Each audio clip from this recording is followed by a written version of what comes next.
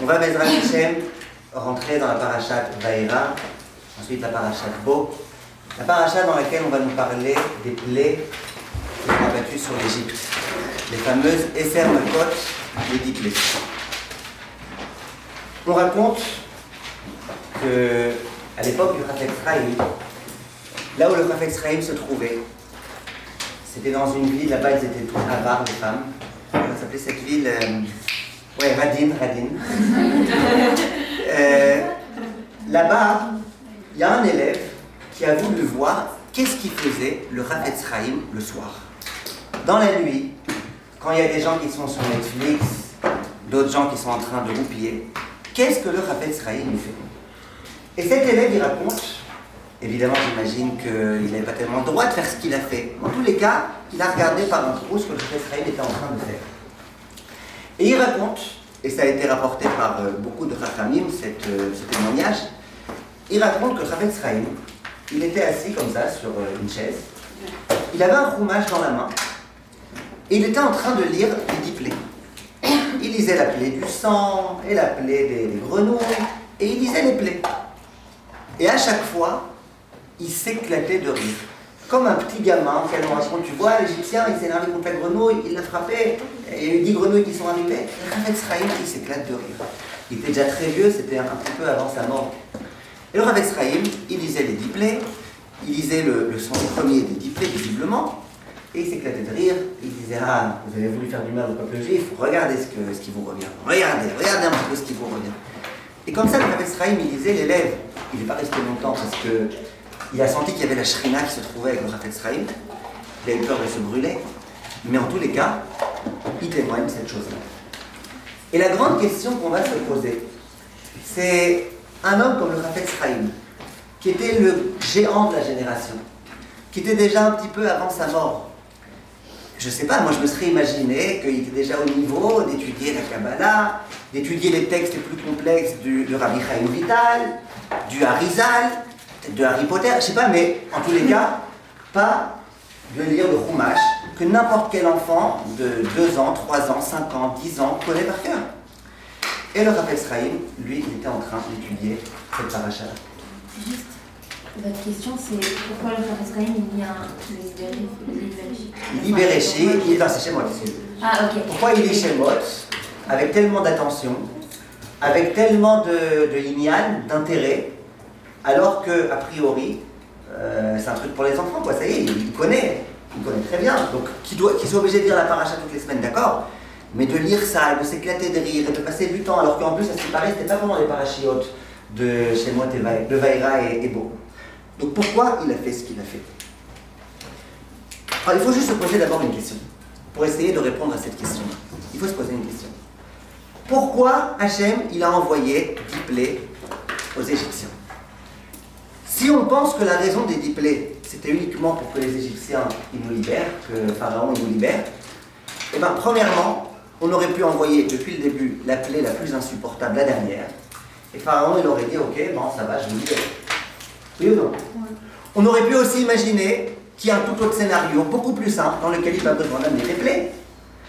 Par exemple, mon cher Rabbeinu serait venu voir Pharaon, et il lui aurait dit, écoute, ou tu nous libères, ou je te tue. Et Pharaon, il aurait eu très peur, il aurait libéré le peuple juif. Par exemple, on aurait pu s'imaginer que Pharaon, il vienne voir Moshe, et qu'il dise à Moshe, écoute, j'ai fait une introspection, et Béhémet, on a exagéré, on a abusé, on était trop loin avec vous, allez-vous-en. On aurait pu s'imaginer un scénario un peu différent que celui des 10 plaies.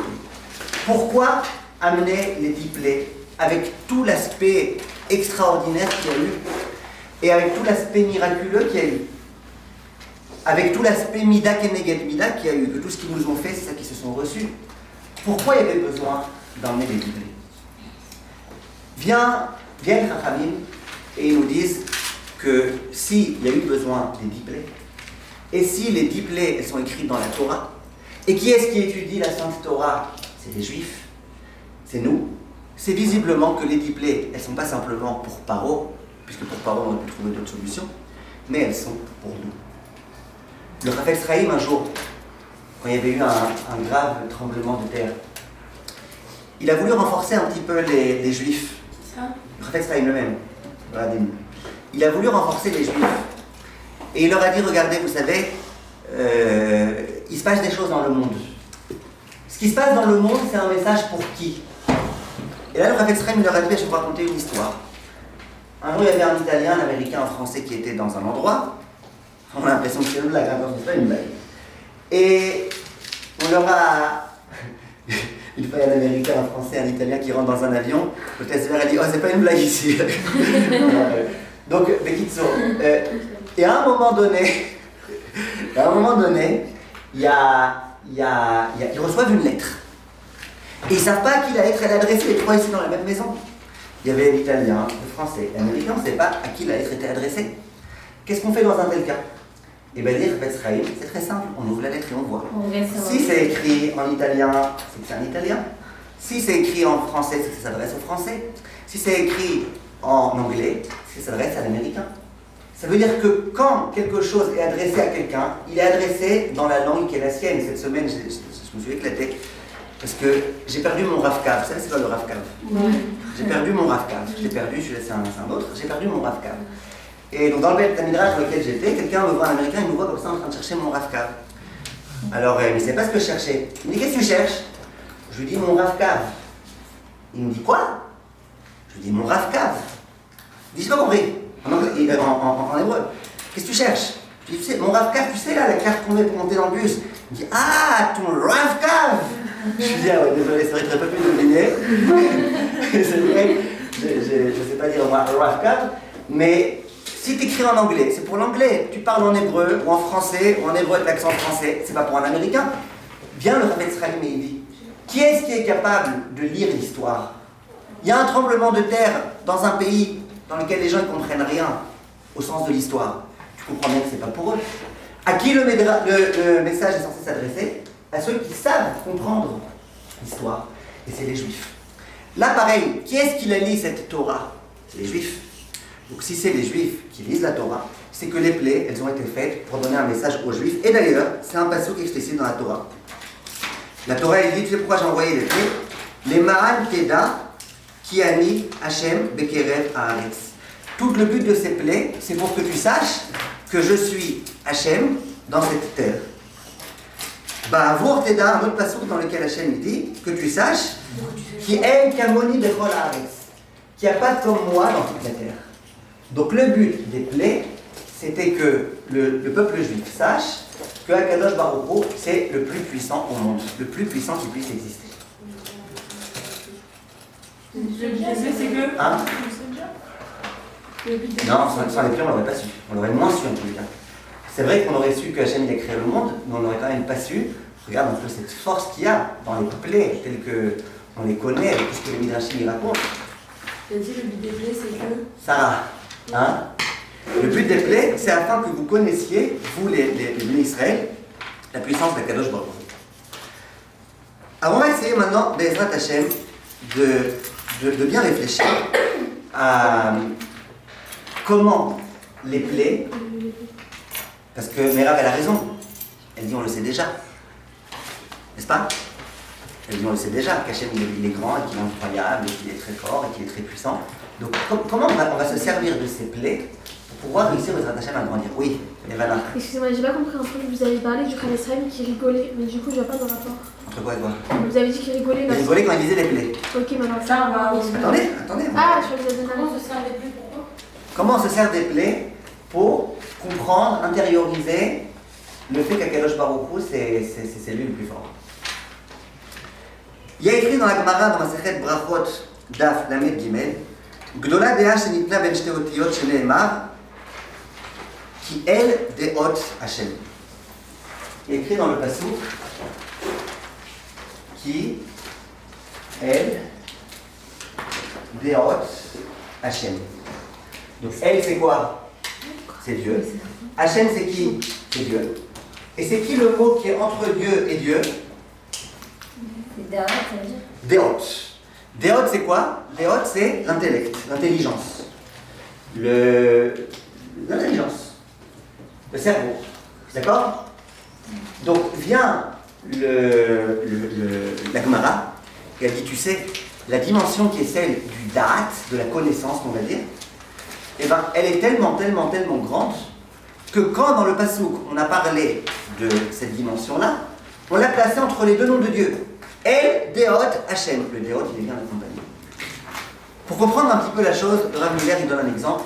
Il dit imaginez qu'un jour vous voyez dans la rue se promener Rav Chaim Kanievski, Rav Steinman, et entre les deux un homme que vous ne connaissez pas, ni d'Adam ni d'Ève. D'abord, est-ce que c'est possible une situation pareille? Ben non, ils sont morts. Ok. Mais disons, à l'époque où ils étaient vivants, tu vois un homme, un inconnu, au bataillon, entre deux gdolé Ador. Anna, qu'est-ce que vous vous dites de cet homme-là? D'abord, vous rigolez. Ouais. Et après? Demande de se décaler. Non, c'est qu'il a un Qu'est-ce que vous vous dites de cet homme-là? c'est qu'il a un certain niveau. Bah, c'est qu'il est important. Cyril, elle a dit visiblement que c'est quelqu'un qui a un grand niveau. Mais il n'y a pas besoin d'être connu pour être un vachon. D'accord, c'est ce que je vous dis. Il est peut-être inconnu, mais c'est quelqu'un qui a un niveau important. Bah, Ouais, c'est- il est avec le gdolé Ador. Bah, avant d'avoir Olivier, l'épreuve et tout, bah, il est devenu. Peut-être. Donc, quand tu vois un inconnu au bataillon entre deux gdolé Ador, tu comprends une chose. C'est que c'est quelqu'un d'important. Dit le Rav Miller, c'est exactement pareil, c'est ça que m'arrête de nous dire. Quand la dimension de la connaissance, elle est entre Dieu et Dieu, c'est que waouh, c'est vraiment une dimension importante, extraordinaire, gigantesque. Donc, s'il y a bien une qualité, on va dire, quelque chose qu'on doit travailler, qu'on doit cultiver au maximum, eh ben, c'est bien la dimension du Da'at, ça veut dire de la connaissance. Ça va? C'est quoi Da'at? C'est quoi la connaissance? C'est ça qu'on doit le plus travailler. Hein? C'est ça qu'on doit le plus travailler. D'accord. Mais c'est quoi la connaissance? À côté de Sharon, rappelez-moi comment vous appelez? Géoula. Qu'est-ce que vous dites Géoula? Ah, Elisheva, attendez, ma vieille semaine, Elisheva, comment je vais me rappeler un truc. Ah, qui se lève. Elisheva qui se lève. Non, levez-vous, le salon, qui se lève, le salon. Ouais. Géoula. Qu'est-ce que c'est le date pour moi? Ouais. C'est la réflexion. Ok. C'est-à-dire quoi? Quelqu'un qui a un grand QI. Non. C'est quoi? Non, c'est pas forcément avoir un grand cul, c'est avoir une réflexion sur quelque chose. Ok. Donc il faut travailler sur la réflexion sur la chose. C'est intériorisé. C'est la conséquence de l'étude. Ok. Hein? C'est la conséquence de l'étude. La conséquence de l'étude, c'est d'avoir du DA. Très bien, très bien. Oriana, vous dites c'est en étudiant qu'on obtient de plus en plus du savoir, c'est vrai. À part ça, Ivana? Je sais pas. Sharon? Ah, regardez. Le DA, le DAT, on a l'habitude de dire que c'est l'intellect, que c'est le cerveau, que c'est l'intelligence. Maintenant, Géoula, elle me dit, non, c'est pas que l'intelligence, c'est pas que le QI. Par contre, un jour, il y avait un monsieur, il commençait à perdre la tête. Il y a quelqu'un qui est venu le voir, il lui a dit, écoute, c'est dommage, tu perds la tête et tout. Moi, je connais un super magasin de cerveau, tu vas là-bas, tu achètes un nouveau cerveau. Et puis, Bezrat Hashem, tu vas voir, ça va aller mieux. Vous connaissez l'histoire? Le monsieur, il va dans le magasin de cerveau. Il demande alors, voilà, bonjour, je suis venu acheter un cerveau, le mien ne fonctionne plus très bien. Combien ça coûte un cerveau? Il dit, ah ben, j'ai un cerveau chinois. Ilana, c'est vous. J'ai un cerveau chinois, made in Japon, in China. Ça coûte 2000 €, et puis tu t'en sors bien. L'autre dit, ah d'accord. Ouais, c'est le meilleur cerveau que vous avez? Il dit, non, c'est vraiment t'es prêt à investir. Combien t'es prêt? Je sais pas, dites-moi, c'est quoi le cerveau américain? Lui, il vaut 30 000 €. Il fait le top du top. Après, il dit, bon, ben, c'est peut-être ça beaucoup quand même, hein, c'est pour toute la vie un cerveau. Il dit, mais c'est vraiment le top du top du top du top. Il y en a un 100 000 €, c'est le cerveau arabe. Alors celui-là, c'est vraiment le top du top du top. Alors, je me suis dit, j'ai pas compris. Le cerveau arabe, il est mieux que le cerveau américain. Il dit, ouais, lui, il est tout neuf, il a jamais servi. Moi, je suis pas raciste, hein, ça fait chaleur. Je suis pas raciste, je suis juste réaliste. Alors, regardez.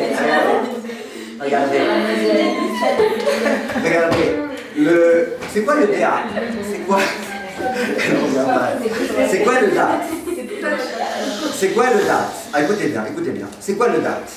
Le date, on pourra avoir l'impression que c'est bien réfléchir, bien comprendre et bien faire de choses. On pourrait comprendre aussi que c'est quoi le date?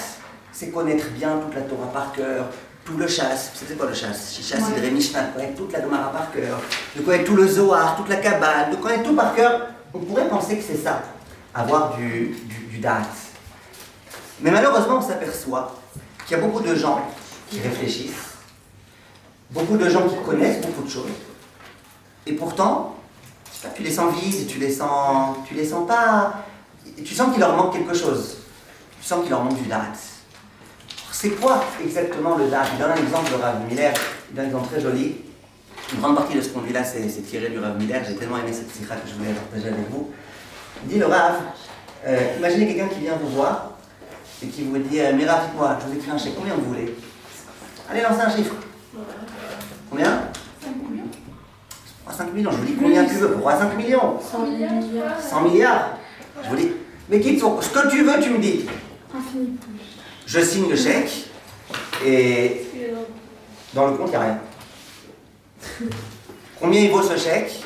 Non pas 0, mais il vaut moins 14 shekels 50 parce qu'il est revenu et le compte est... Vous comprenez? C'est pour ça que moi, quand les gens ils veulent m'écrire un chèque, je leur demande de me donner aussi avec ça une couette ou une couverture. Non, qu'il soit couvert le chèque, vous comprenez? Ou alors une assiette, enfin des couverts, quoi, ouais. Parce que si tu nous fais un chèque à découvert, je suis très embêté, moi. Je dois payer 14 shekels 50 à la banque parce que le chèque il est revenu. Vient le Rav et il dit, il y a des gens qui connaissent beaucoup de Torah, mais ils ne sont pas connectés. Ils ont beaucoup de Torah à l'intérieur, ils décrivent des chèques de Torah, des chèques, plein de choses, mais tu sens qu'il manque quelque chose. Alors c'est quoi? Maintenant attendez, maintenant il dit le Rav, mais quand même, c'est toujours mieux ça que rien. Il y a des gens qui vous disent, moi j'ai une super grande émouna. Ouais, j'y crois beaucoup. Il y a des gens qui vont vous dire, mais à quoi ça sert de continuer à faire vos cours de émouna? Ça y est, on a dépassé le CP, le CE1. On connaît la émouna, ça va, on a assez de émouna. Et t'as d'autres gens, ils ont 50 ans de yeshiva et ils continuent à travailler tous les jours, sur la émouna et la émouna. Je dis, mais pourquoi ça y est, on connaît déjà? Ces gens-là, ils écrivent des chèques de émouna, mais il n'y a rien. Il n'y a rien à l'intérieur. C'est quoi le da'at? Elle nous a dit Chirel, et elle a tout à fait raison. Le da'at, c'est d'intérioriser. Le da'at, c'est de prendre le chumash et de le rentrer à l'intérieur de toi, de ton cerveau, de ton cœur. Prendre ce que tu connais et que ça ne soit pas qu'une connaissance qui est déconnectée de toi. Que ça fasse partie intégrante de toi-même. Il y a des gens, parfois, ils font des boîtes. Alors, il y a la boîte quand j'étudie la Torah, il y a la boîte quand je suis au travail. Donc, quand j'étudie la Torah, j'ai le sechel de Torah, ok. Quand je suis au travail, j'ai le sechel d'arnaque et puis j'arnaque tout le monde. C'est un nom en psycho... je ne sais plus comment, rapide. Psychothérapie. Hein? En quoi? Psychothérapie. En psychothérapie, ça s'appelle avoir un dédoublement de personnalité. Si tu as un sechel, eh ben, tu l'as pour tout le temps. Hein? En psychiatrie, voilà, ça s'appelle être schizophrène. Maintenant, j'aimerais vous dire quelque chose donc, de très important. Donc c'est quoi, si on réfléchit bien, le da'at? Le da'at, c'est de vivre avec ce qu'on apprend, de le vivre. D'accord? Et Elina, ouais, je vous sens pas avec moi là. Je vous sens pas connecté. Et les gens, vous n'êtes pas connectés non plus. Soyez connectés. Maintenant, écoutez bien, on va parler de choses très importantes, mais ça vaut le coup. C'est pas pour moi que je vous dis, c'est pour vous. Écoutez bien. Il y a un pasouk dans Michelet. Écoutez bien. Pasouk dans Michelet. Le pasouk il dit comme ça. Belev navon tanuar chorma. Uvkerev kesilim tivadea. Je sais que vous allez me demander d'écrire, donc je vais vous l'écrire avant. Il n'y a pas de lien pour effacer?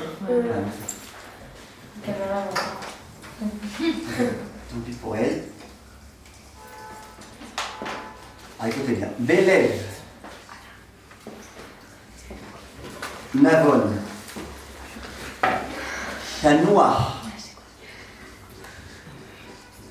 chorma. Dans Michelet, Perek, Yudalek, Pasuk Lamed Gimel.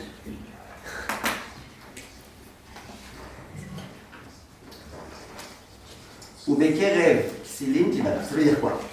Belem Navon, dans le cœur sage, Tanoa Chorma, la sagesse va siéger, ou Bekerev Ksilim Tivada. Et au sein des idiots, elle va se faire savoir. De quoi on parle exactement? Quel est le sens du passage? Vous pouvez juste répéter une phrase. Dans le cœur du sage réside la sagesse, et au sein des idiots, elle se fait connaître, cette sagesse. D'accord? Ça va, Talia? Ouais, ça peut aller. Alors ça veut dire quoi? Ça veut dire quoi ce passage? Je suis pas très compris la phrase. Ah voilà. Alors Rachamim, ils expliquent comme ça. Ils disent, quand quelqu'un il est en quête de sagesse, qui veut sans arrêt apprendre, toujours savoir, toujours connaître, toujours devenir meilleur, toujours, ça on appelle ça un cœur sage. Un cœur en quête de sagesse. Belev, Racham, dans un cœur de sagesse, Tanoa Chorma. La Chorma, elle va se trouver. La Chorma, elle va se trouver, la sagesse va se trouver dans le cœur de celui qui cherche la Chorma. Ça veut dire quoi? Celui qui cherche la Chorma, il ne cherche pas la Chorma pour montrer à tout le monde, regardez comment je suis intelligent. Il cherche la Chorma pour lui-même, pour que la Chorma elle reste dans son cœur. Le Chafetz Chaim, quand il était en train d'étudier les diplés, il n'était pas en train de les étudier pour que tout le monde dise waouh, tu sais, le Chafetz Chaim il connaît les diplés, tu t'imagines un peu? Chafetz Chaim. Non, il les étudiait pour lui-même, pour que dans son cœur à lui, il y ait la Chorma qui se trouve. Par contre, ou des Kerev Ksilim Tivada. C'est quoi la différence entre la sagesse de l'intelligent et la sagesse de l'idiot? C'est que l'idiot, lui, pourquoi il travaille sa sagesse, s'il en a un peu, pour la faire connaître. Comme on dit, la culture, c'est comme la confiture. Moins t'en as, plus tu l'étales. Et après, plus tu l'étales, moins t'en as. Mais en tous les cas, moins tu en as, plus tu l'étales. Le xil, celui qui est idiot, il pense que la sagesse, c'est pas une valeur en soi. La sagesse, c'est quelque chose que tu fais pour montrer aux autres que tu es le meilleur. Ouais, Pour, juste regarder les Il a besoin des autres pour voilà, pour le regard des autres, pour savoir ce que les autres y pensent. Et il y a malheureusement beaucoup de gens qui, lorsqu'ils font leur étude de Torah, que lorsqu'ils étudient des choses, ils étudient uniquement pour partager. Je me rappellerai toujours de cette fois-ci où j'étais en train d'étudier du Moussar au collège. Quelqu'un vient me voir, vous savez que je donne des cours de Torah, il me dit t'as un cours de Moussar à donner aujourd'hui? Je lui dis pourquoi tu me demandes? Il me dit je sais pas, je te vois étudier du Moussar. Je dis mais t'as pas honte? Quoi, on a étudié du Moussar quand on a un cours à donner? C'est-à-dire que le Moussar, c'est quoi le Moussar? Ça c'est quoi le Moussar? C'est pas une moussarasée. Le Moussar c'est quoi? C'est une étude dans laquelle tu étudies comment te comporter. Ouais. Le Moussar, tu l'étudies pas pour le partager. Le Moussar, tu l'étudies d'abord pour toi. Donc le Moussar, il y a des gens, ils sont complètement stupides. Et ils ont l'impression que la Chorma, c'est uniquement pour la diffuser. C'est uniquement pour l'enseigner. C'est uniquement pour avoir des bonnes notes, pour avoir la meilleure note. Un jour, un élève qui n'était pas brillant en dictée, en orthographe, il rentre à la maison et il dit à son père, papa, tu sais, aujourd'hui j'ai eu 20 sur 20 en dictée. Le père il est tout fier, il dit, waouh, c'était la meilleure note. Il dit, ouais, papa, on ne peut pas faire mieux. Chazak, c'est quoi? Je t'offre un cadeau. Tu me dis ce que tu veux, je t'offre le cadeau. Bon, lui était idiot, il lui demande un appartement, il a demandé une bicyclette. Le père lui dit, c'est vrai, tu veux une bicyclette? Oui, papa, je te promets, je veux une bicyclette. Le père lui dit, écoute-moi bien. Si tu es capable de m'écrire le mot bicyclette sans faire la moindre faute d'orthographe, je t'offre une bicyclette. Le fils il dit, ah non papa, au fait, je préfère un vélo. D'accord?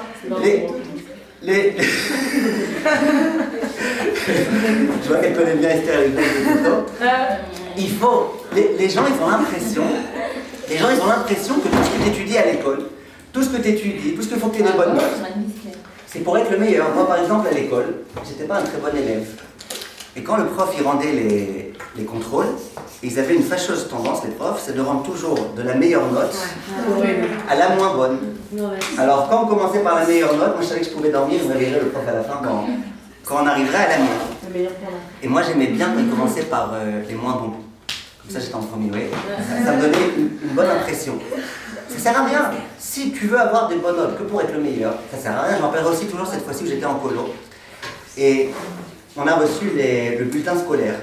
Mais mes parents, ils ont absolument eu envie de me l'envoyer. Ils me l'ont envoyé par fax à l'époque, c'était les fax à l'époque. Donc ils ont envoyé par fax, le directeur il vient me voir, le directeur de la colo, il me dit écoute, t'as reçu ton... Maintenant, moi, j'étais pas très très bon en grammaire. Quand je dis pas très bon, c'était vraiment pas très bon. Pas très bon en grammaire. Bref, donc il y avait je sais pas comment ça marche aujourd'hui, mais en tout cas il y avait ma note, il y avait la meilleure note, et il y avait la moins bonne note. Maintenant, moi, j'ai eu 5, hein, je suis désolé, j'ai eu 5 sur 20. Maintenant, dans un fax, le 0, il était tellement mal fait qu'on a l'impression que j'avais 15. Et la meilleure note, c'était 15. La moins bonne note, bon, ça devait être 5, mais le 0 bien écrit, tu vois. Et alors j'ai montré à tout le monde, j'ai regardé, oh, en grammaire, 15. Les gens m'ont dit, mais comment t'as fait? Je dit, je sais pas, mais je savais pas comment j'avais fait. Les gens, ils ont envie d'avoir la meilleure note pour être le meilleur. Et j'avais un ami, il n'était pas brillant, et il avait toujours les meilleures notes en classe. Il était seul dans la classe. D'accord? Alors, les notes, le savoir, l'intelligence, c'est pas pour faire le beau gosse. L'intelligence, c'est pour savoir, pour te servir de ça, pour devenir quelqu'un de meilleur.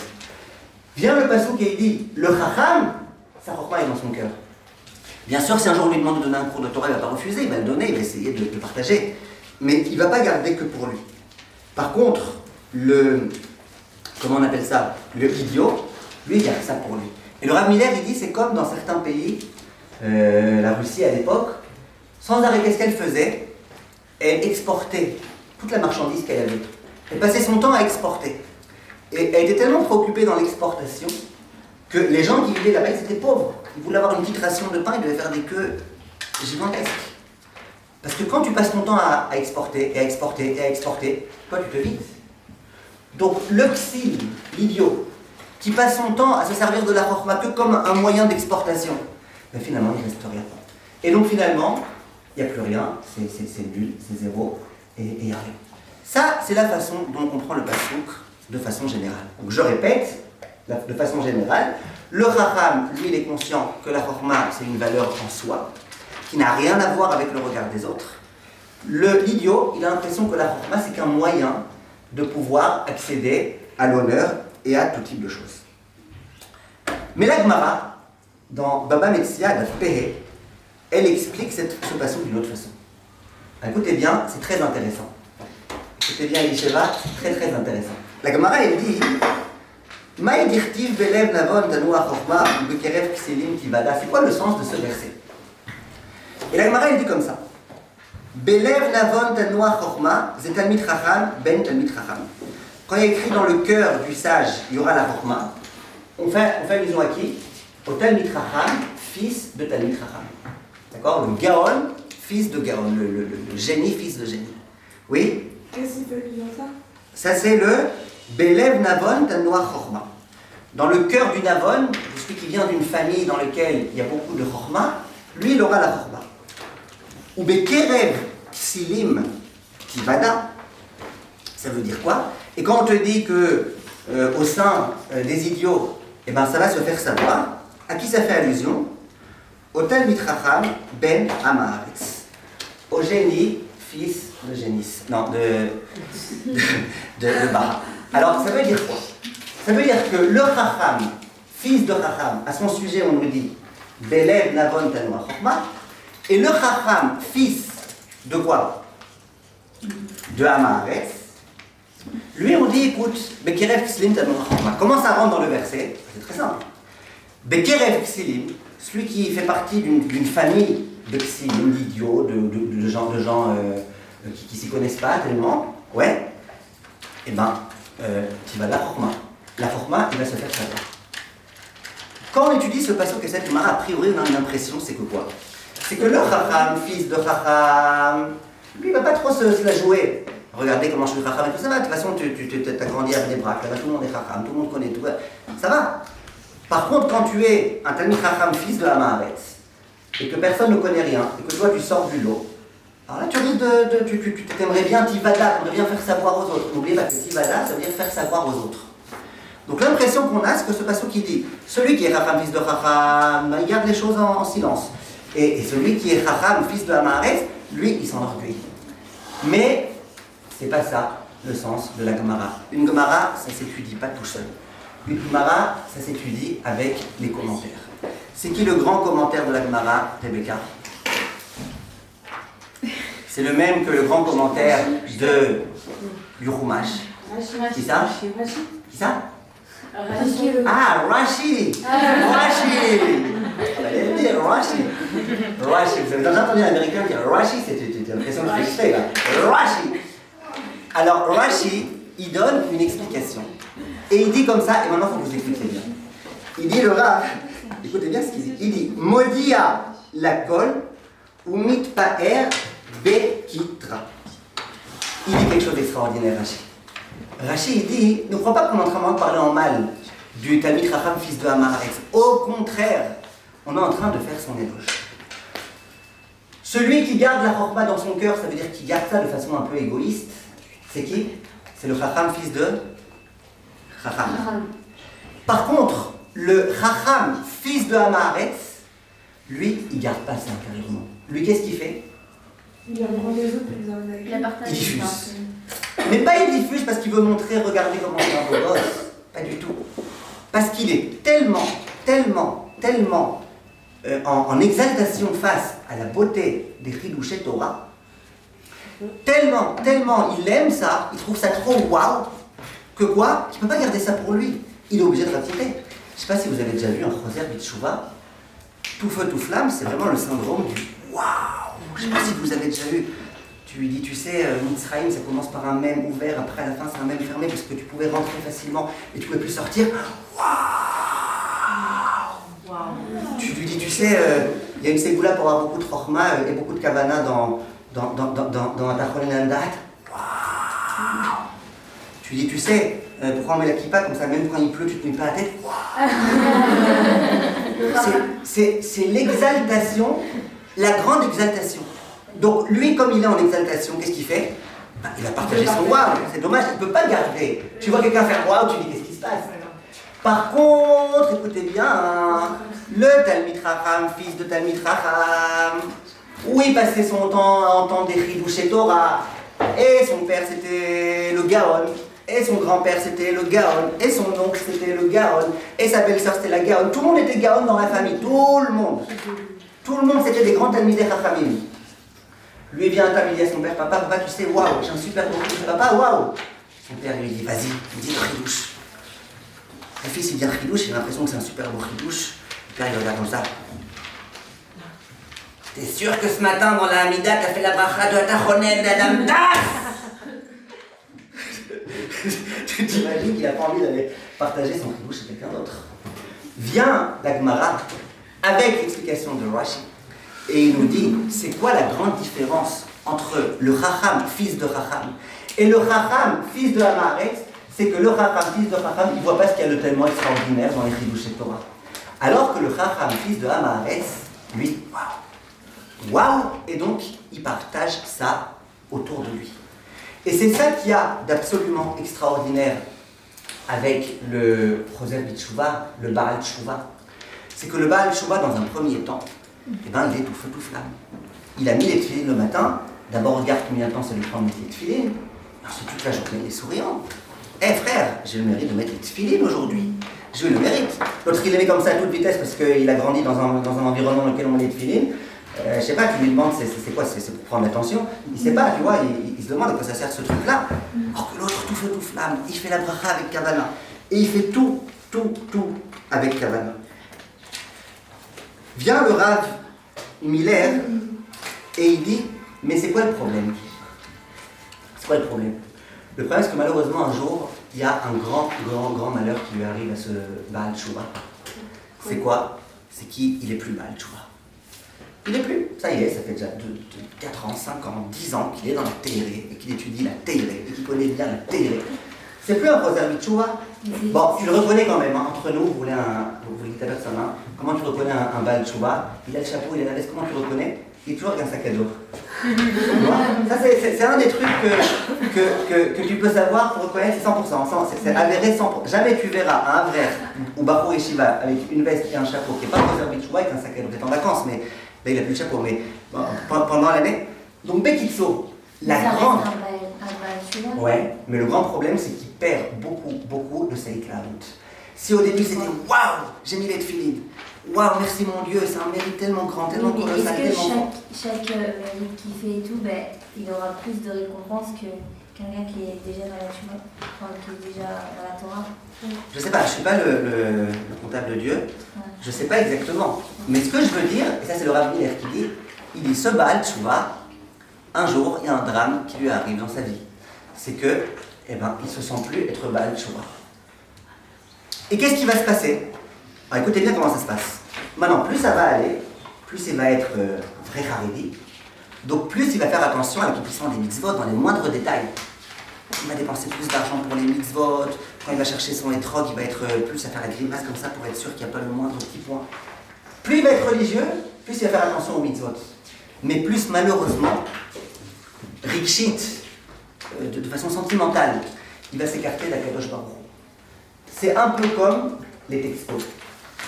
Quand quelqu'un il est fiancé, il envoie des textos à sa fiancée, waouh, des parachiotes, des parachiotes. Et ensuite, plus les années elles passent, plus ces textos ils sont courts. Tu vois, au bout de 10 ans de mariage, 3 tomates. Au bout de 15 ans, 3. Au bout de... Vous comprenez? Et bien justement, il fait les mitzvot, mais il se déconnecte de l'Aïtzav. Hein? Par habitude. Par habitude. Et il dit le Rav Miller... Hein? Voilà. Et il dit le Rav... Très bien. Il vient comme le Chacham, mais le Chacham. Dit le Rav Miller, et maintenant, qu'est-ce qui va se passer? Les mitzvot, il va bien les accomplir, il va en faire plein, tous les détails. Mais il risque d'oublier Dieu. Il risque de se déconnecter un petit peu de Dieu. Et il dit le Rav Miller, attention. Parce que dans les phrases qu'il va dire, c'est des phrases religieuses. Bien sûr, il va dire Baruch Hashem, bien sûr, il va dire Bezrat Hashem, bien sûr, il va dire Bli Neder, bien sûr, il ne dira jamais sur la tête de ta belle-mère. Jamais, tout ça, il ne dira pas. Mais par contre, dans son comportement, c'est un comportement machin. Donc, on est bien d'accord que être juif, c'est pas simplement dans le code de ton vélo de mettre 613.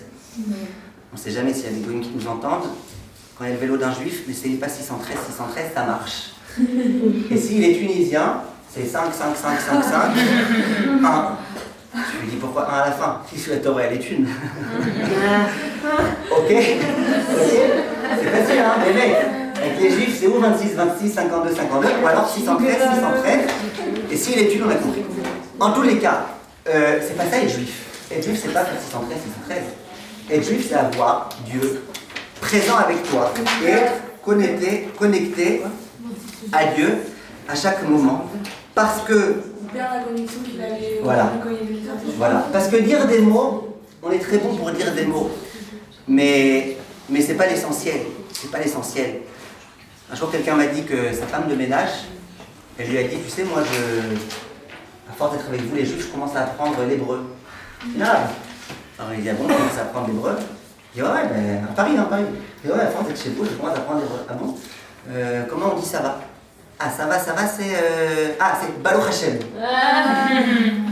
Et comment on dit, mais ça va? Ah, mais ça va? Ah oui, Hazve Shalom. Vous comprenez? Non, c'est pas ça. Il faut comprendre. Baruch Hashem, c'est pas juste ça va. Baruch Hashem, ça veut dire que Kadosh Baruch Hu est présent dans ma vie et que tout doit bien faire. Je continue, s'il vous plaît, en vous donnant encore quelques petits exemples.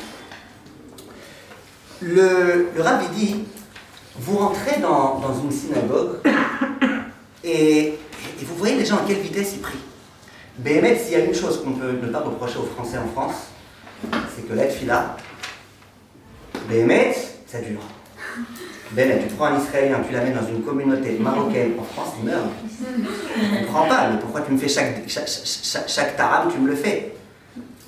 Un Israélien, il ne comprend pas. Hachem Melech, ça va, Hachem Melech, c'est pas la peine de faire Hachem Melech pendant une demi-heure. Shema Israël, Hachem Elohé. Ça va, calme-toi. Vous comprenez? En France, et ça, la place, quelque chose de très très bien.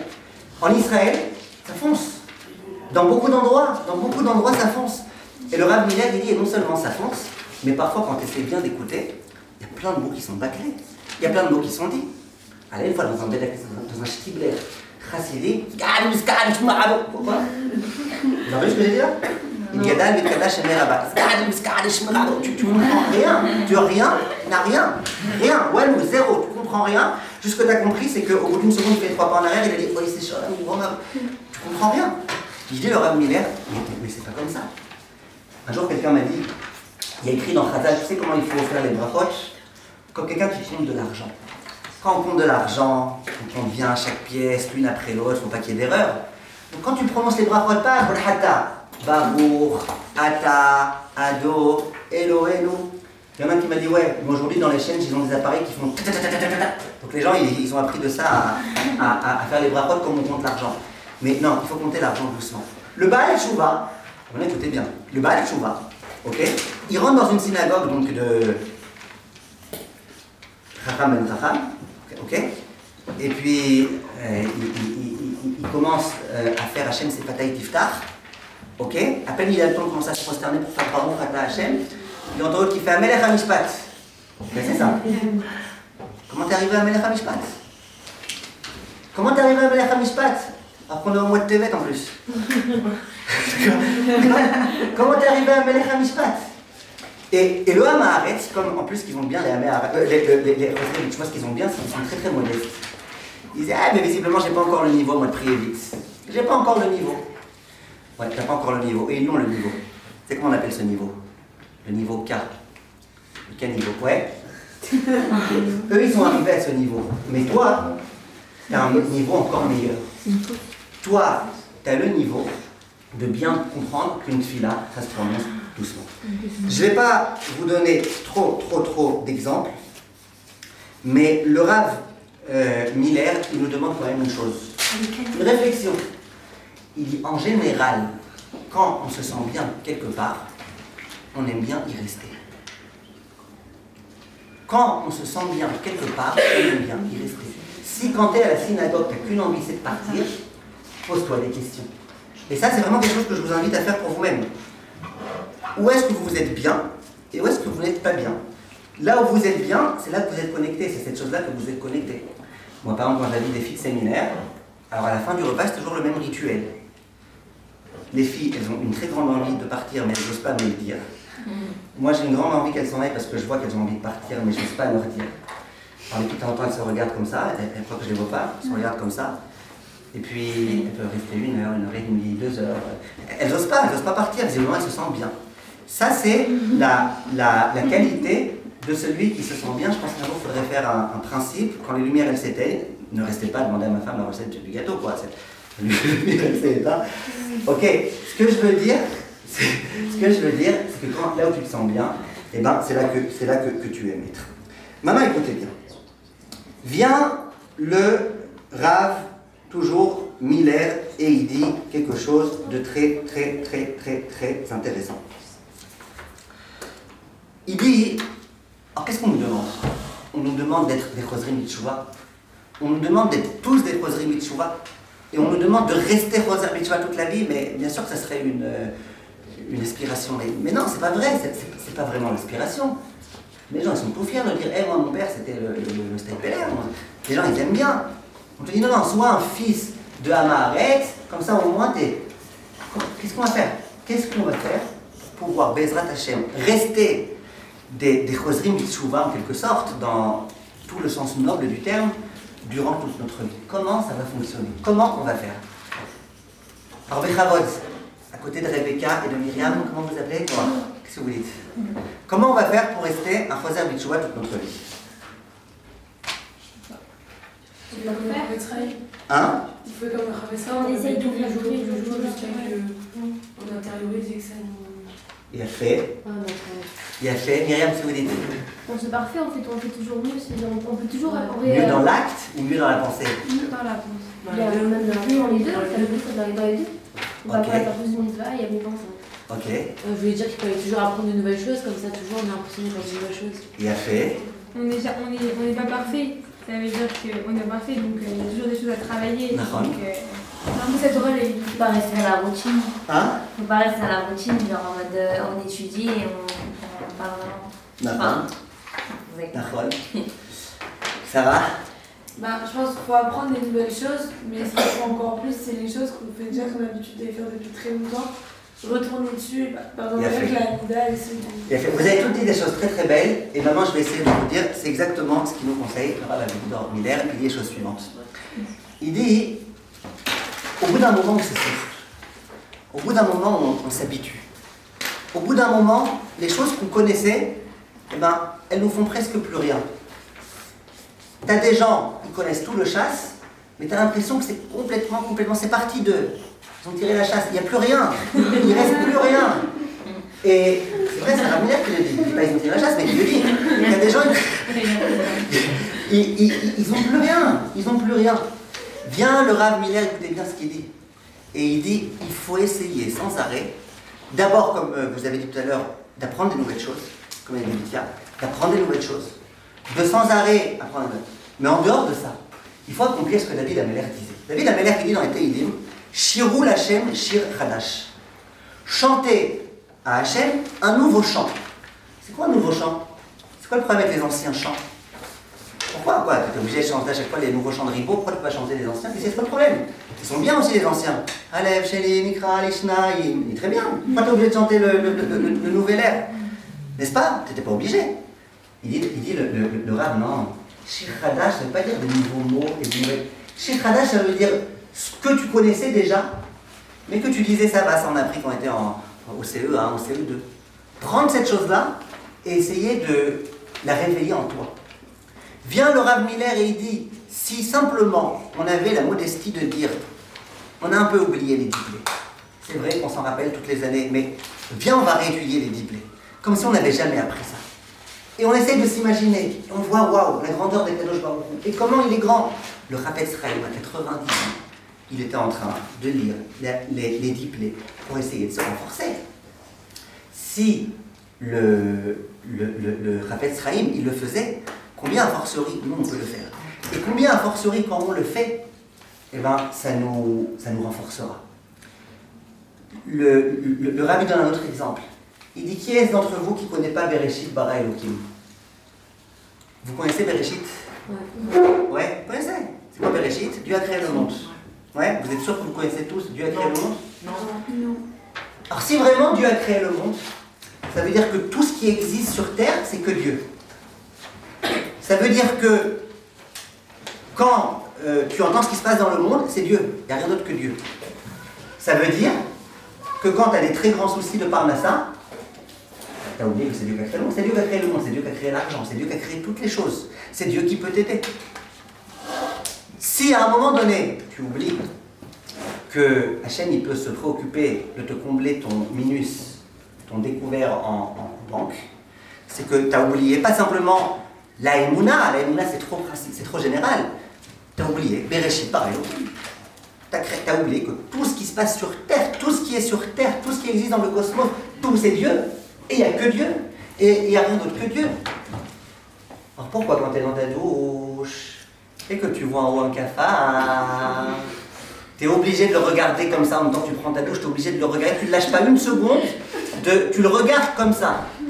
Tu vois, comme si le fait que tu le regardais, ça fait qu'il ne va pas te tomber dessus. De toute façon, il va te tomber dessous, il ne va pas te tomber dessus. Pourquoi c'est ça que tu le regardes comme ça? Alors les garçons, eux, ils disent, ah non, moi j'ai pas peur du cafard, hein. Non, c'est juste que ça me dégoûte. Ouais, c'est ça, tu parles. C'est juste que ça me dégoûte. En tout cas, si vraiment Dieu est là, un cafard, c'est tranquille. Tiens. Vous voyez ce que je veux dire? Non, c'est vrai, il est bien. Hein? Quoi? Non, je sais pas, il ne faut pas le regarder. Peut-être que vous pensez qu'en le regardant, il va avoir peur de vous, il va rester. D'accord? Mais en tout cas, ce que je veux vous dire, c'est qu'on ne doit pas avoir peur quand on vit avec Dieu. On ne doit pas avoir peur. Laissez tomber le cafard, c'est juste un exemple pour vous embêter. Mais on ne doit pas avoir peur. On est quelqu'un Kadosh Baruch Hu, à chaque instant, à chaque seconde, à chaque minute. Vient le Rav Miller, et là je vous demande de bien l'écouter. Il dit, si quelqu'un vient me demander un conseil, vous suivez?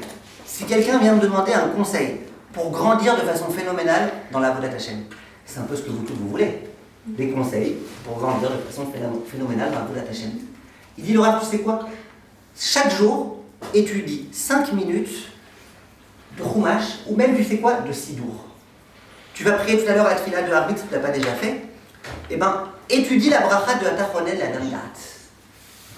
Étudie les psuké des Imra. C'est quoi Shirou Hashem Shir Chadash? C'est quoi Alléluia, Alléluia, le Bekotcho, le Birkia, Ouzo. Passez 5 minutes. Le Rav dit c'est beaucoup 5 minutes. C'est vraiment beaucoup. Restez concentré 5 minutes, essayez de comprendre. Il dit, et après, quand tu vas faire ta tefila, tu vas voir d'un coup que ta tefila va être différente. Et ton lien avec Kadosh Baruch Hu, il va être différent. Et tu vas être capable à nouveau de t'émerveiller. Et donc d'un coup, qu'est-ce que tu vas gagner? Tu vas gagner que les mots que tu récitais, c'est plus simplement des mots. C'est plus simplement des mots que tu bâcles. C'est des mots que tu vas comprendre. Et tu vas t'attacher à ces mots. Et tu vas aimer ces mots. Et c'est ça le da'at. Le da'at, c'est pas simplement connaître. Parce que connaître l'explication de la Hamida, bon, peut-être les Françaises, elles ne savent pas toutes, mais a priori, toutes les personnes qui connaissent un petit peu l'hébreu, ils savent ça veut dire quoi, Tachonel, Adam Da'at, ça veut dire quoi, Shidenu, Avinu, Torah, Techa. On sait ça veut dire quoi le sens. Comment ça se fait que quand on le fait, on baille, et comment ça se fait que quand on le fait, on s'embête. Et comment ça se fait qu'il y en a quand ils font Birkat Hamazon, au même moment ils sont en train de commencer à débarrasser des choses. Là, pourquoi? Si tu kiffes vraiment ton Birkat Hamazon, ferme tes yeux, j'allais dire ferme ta bouche, ouvre ta bouche, et parle, et fais ton Birkat Hamazon, vous comprenez? Mais les gens, ils sont déconnectés. Et ils sont déconnectés parce que pour eux, c'est des anciennes choses, c'est des vieilles choses. Parce qu'on est tous devenus des Baalei Teshuvah qui se sont malheureusement trop habitués à cette condition-là. Alors, Be'ezrat Hashem, ce qui nous reste à faire, c'est essayer de nous émerveiller.